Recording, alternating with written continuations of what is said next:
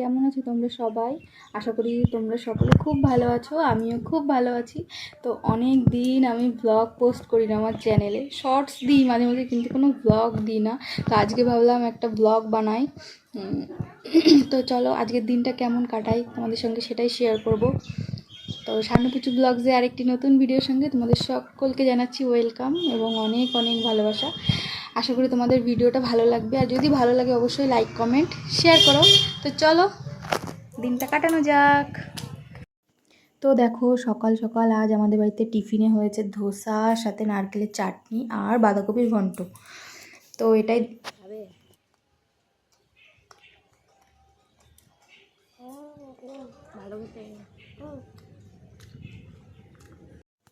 তো টিফিন খেয়ে এখন চলে আসলাম রান্নাঘরে দুপুরে রান্না করতে। তো দেখো এখানে রুই মাছটা বের করে নিয়েছি।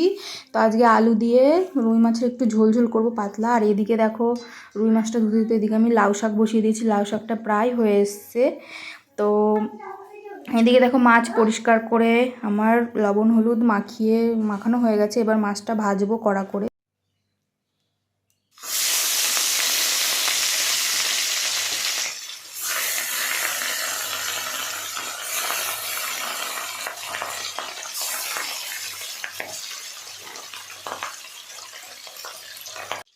তো আমার মাছটা ভাজা হতে হতে চলো একটু মশলা করে নিই শিলে বেটে।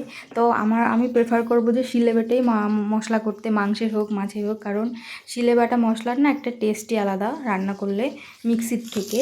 তো দেখো এদিকে আমার মাছটা ভাজা হয়ে গেছে। তো আমি মশলাটা কষিয়ে মাছের ঝোলটা করে নিই। তো তোমরা দেখতে থাকো। তো মশলা আমার কষানো হয়ে গেছে। তো দেখো আমার মাছের ঝোল রেডি হয়ে গেছে। আলু দিয়ে রুই মাছের পাতা ঝোল কেমন লাগলো তোমাদের অবশ্যই জানিও।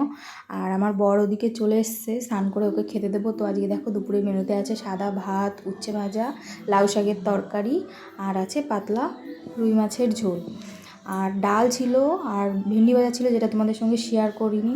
তো ভিডিওটি কেমন লাগলো অবশ্যই জানি।